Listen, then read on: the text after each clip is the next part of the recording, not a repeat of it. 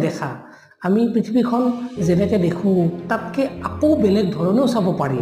সেই চোৱাৰ কথাটো কেৱল বিজ্ঞানৰ কোৱাণ্টাম মেকানিক্স নামৰ এটা শাখাই আৰম্ভ কৰিলে। তাৰপিছত আপুনি আইনষ্টাইনৰ পিছত যদি চাই, আমি যে কওঁ যে আমাৰ সংজ্ঞা আৰু আমাৰ বস্তু দুটা বেলেগ বস্তু। আপোনাৰ গোটেই দেহটো এটা বস্তু, কাৰণ আপোনাৰ দেহটো মাংস, তেজ-মঙহেৰে এটা গঠিত শৰীৰ, আৰু এই শৰীৰটোৰ বাহিৰে আপোনাৰ ভিতৰত এটা আছে সংজ্ঞা, য'ত আপুনি চিন্তা, আপোনাৰ ধাৰণা, আপোনাৰ অনুভৱ এইবিলাক ব্যাখ্যা কৰিব পাৰে। আপুনি গোটেই পৃথিৱীখনত ৰঙীন, ক'লা, বগা ৰং দেখা পায়।